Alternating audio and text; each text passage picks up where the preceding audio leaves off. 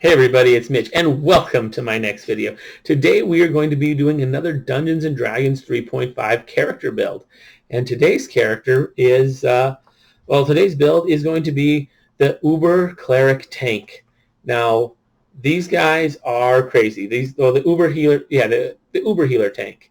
It is a cleric, but yeah. Anyways, so this build.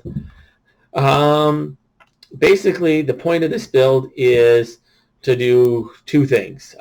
You want to be the best you possibly can be at healing. Like, no one is better at healing than you. Like, you're top notch at that. And two, you're also going to want to make it so that your defenses are top notch. Like, no one is messing with you. The enemy tries to hit you, they're wasting their time. This build is all about that. Damage is not a priority for this build at all. You are not the DPS of the party. In fact, it's going to be pretty rare that you're going to be able to do much of anything damage-wise, at least especially early on. You'll get some options later, but for the most part, not so much. So let's go over how to do this build. First off, race is not super important.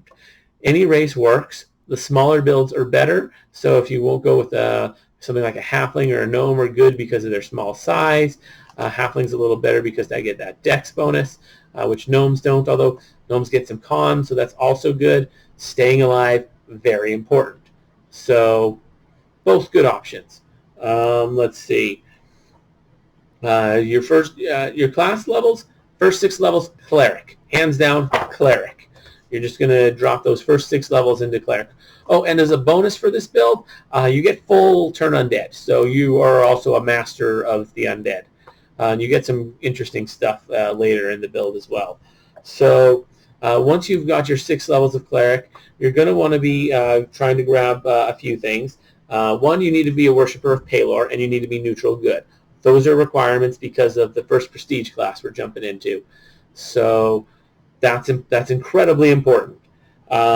You're also going to want, to make sure you take some ranks in heal. You're going to need at least 5 of those. 1 for the prestige class, and you're also going to need 4 of those for one of the feats that's really important for the build. Knowledge, religion, 9 ranks, not a problem. And you're going to need extra turning, the feats, to get more turn undead attempts. So that's kind of important. And you need to be able to cast...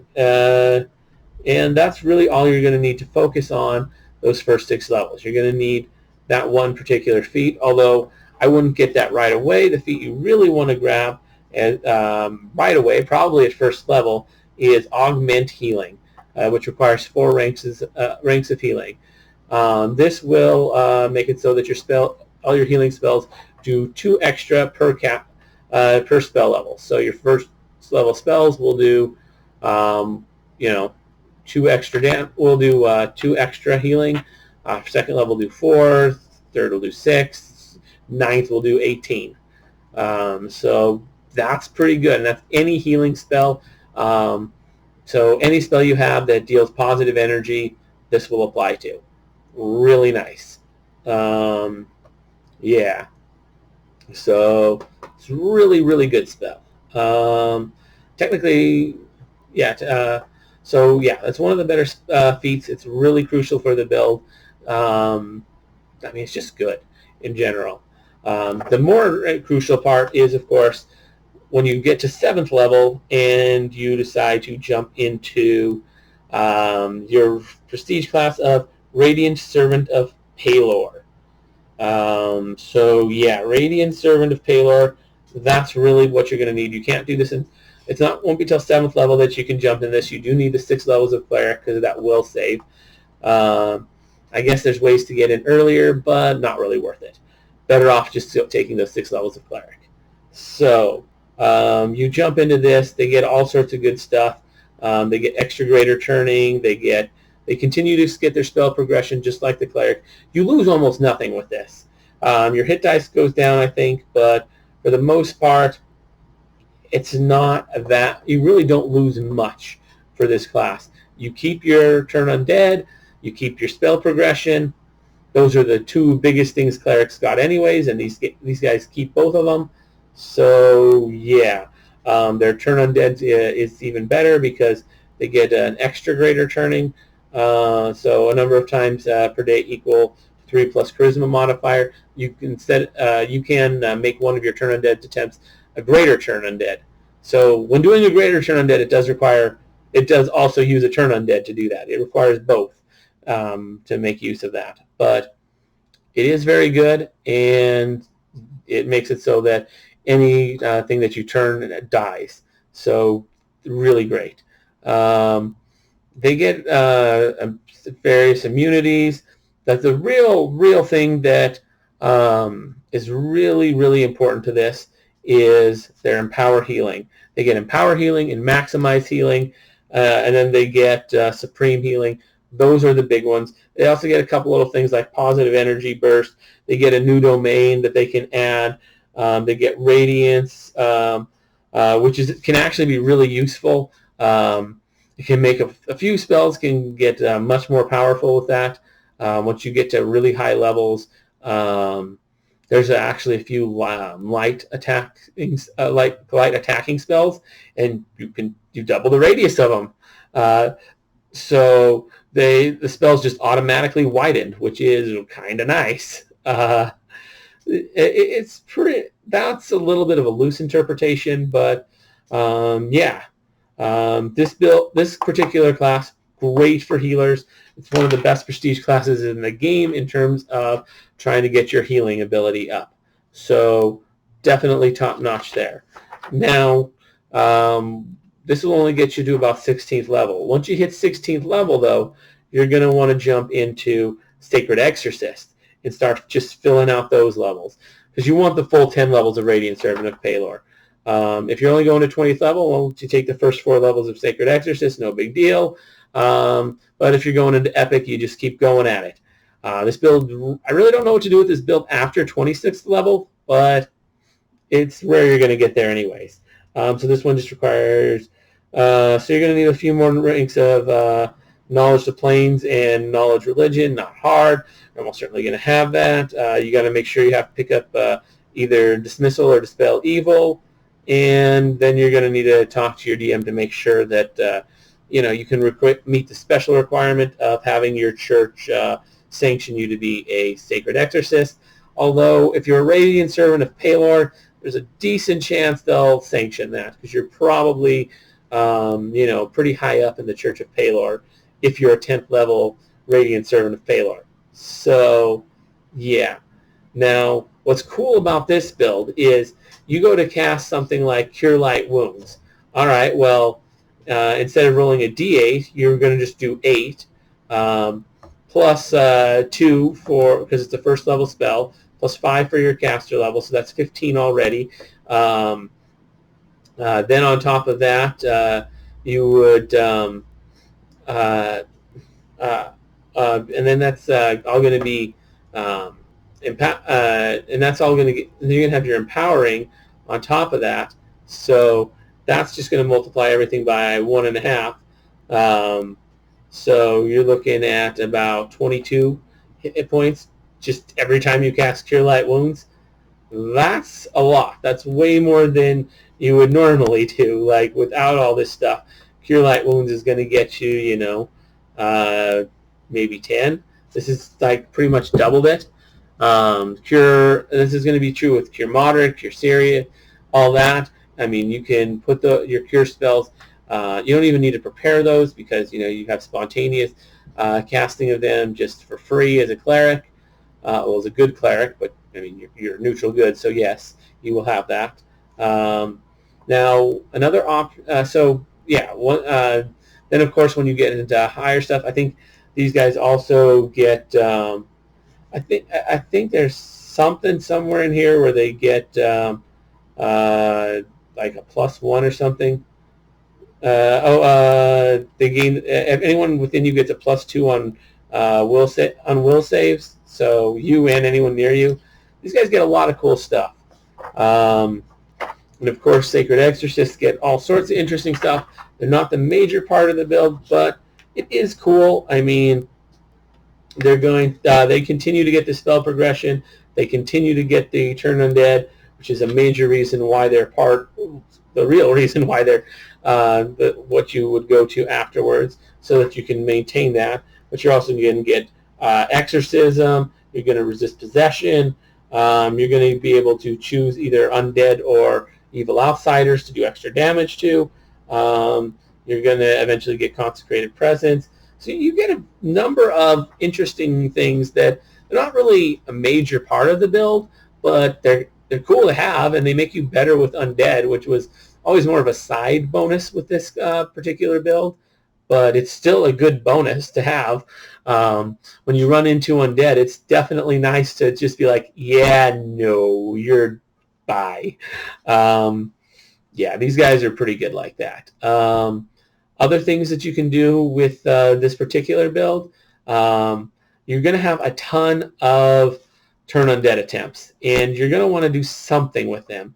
Now, one option, and a decent option, would be to go with meta magic.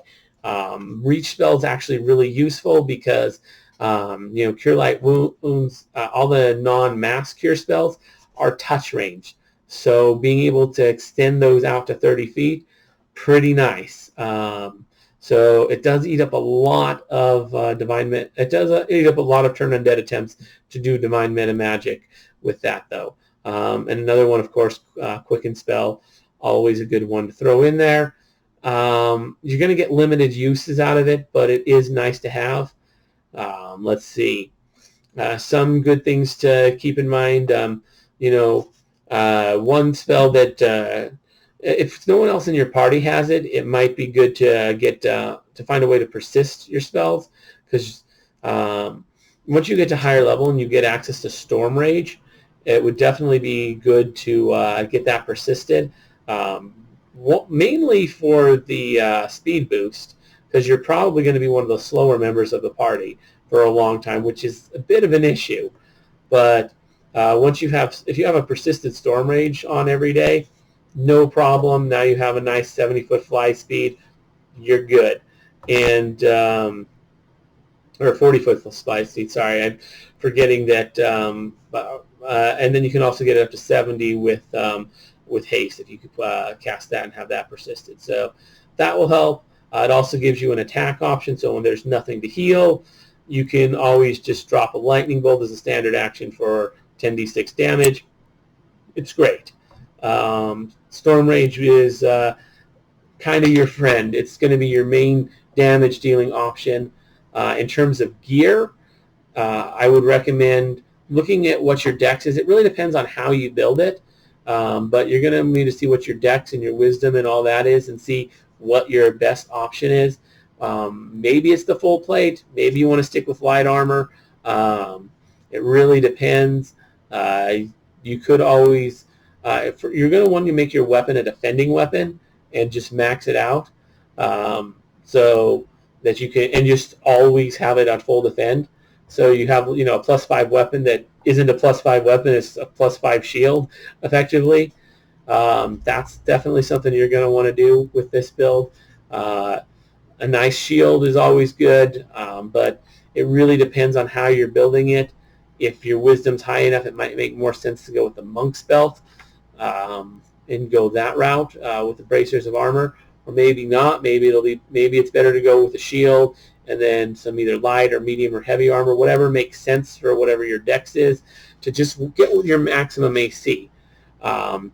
It's not a bad idea to grab, a couple levels of, it wouldn't be the end of the world to grab a couple of levels of Paladin. That will hurt a little bit in terms of spell progression, but being able to add your charisma to all your saves, not a bad option.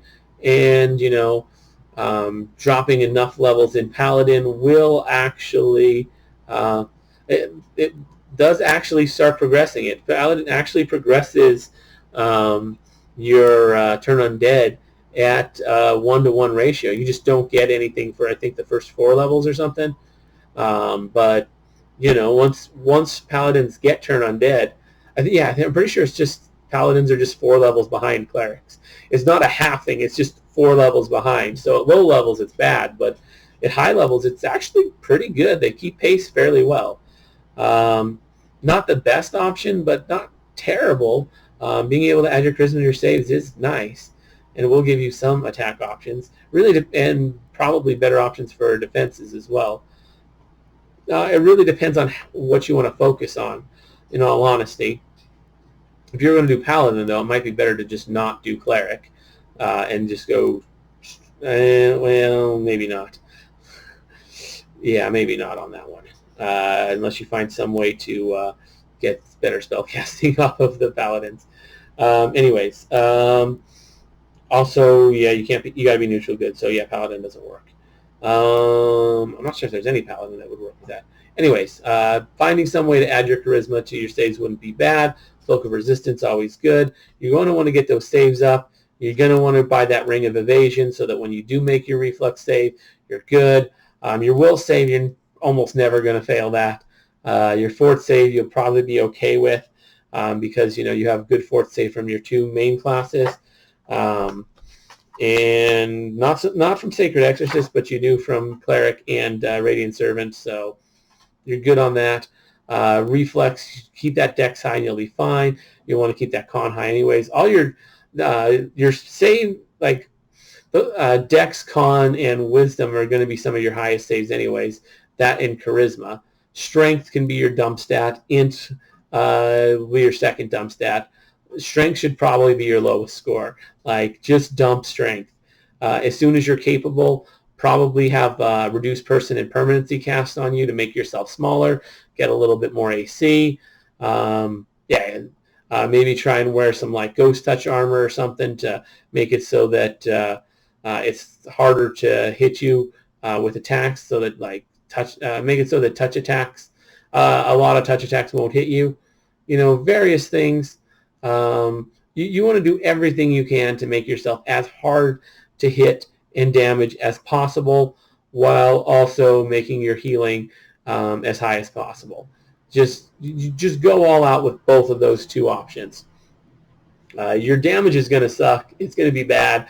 Like, Storm Rage is going to be your main combat option, and you're not going to get that till high levels. Early levels, in terms of combat, your ability to deal damage, it's going to be basically non-existent. You're going to need to rely on the rest of your party to actually fight these fights.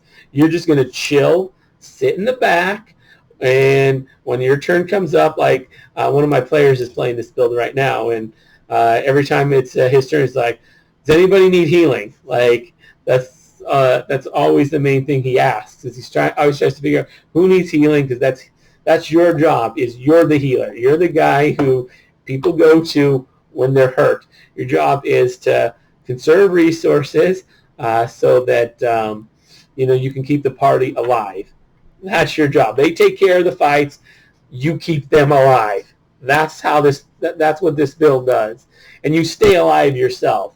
Like, a lot of enemies, their first thought is to target the healer. Stop the guy that's healing the guys that are hurting us. You don't stop the guy that's hurting you. You stop the guy that's healing that guy, because as long as that guy keeps getting healed, you're not going to be able to take him down. But if you make your healing guy crazy hard to hurt, that makes it that really helps the party a lot, and it really forces the bad guys to think about how they're going to use their attacks. So it's definitely a good build. Really boring for a solo campaign. If you're running solo and don't have a party, I mean, it'll probably work, but expect really long, boring combats of them not hitting you hitting them for like no damage, and then occasionally when you do take damage, you just healing back up. Like, it's going to be real long, slow, boring combat if you don't have a party. So you want that party there. This works for solo, and if you're willing to do extreme grinding, go for it, but it'll be pretty bad grinding. Every fight will be, just because of how this build is. But yeah, that's basically the build. It's a really, really simple build. I mean, no special requirements for race. Class is, just Cleric, Sacred, Radiant Servant of Palor, Sacred Exorcist once you get to high enough level. it's really that simple. There's nothing complicated about this build. So yeah, if you enjoyed this, if there's anything you guys want to say about it, feel free to leave a comment down below. Always love hearing from you guys.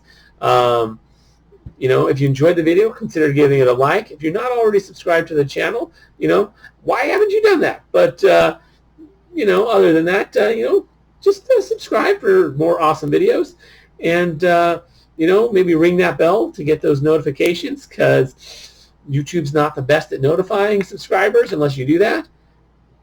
And of course, if you haven't, if you enjoyed it and you know someone who might enjoy this build, consider sharing it. So let them see it. And yeah. Anyways, I'm Mitch. I'll be seeing you.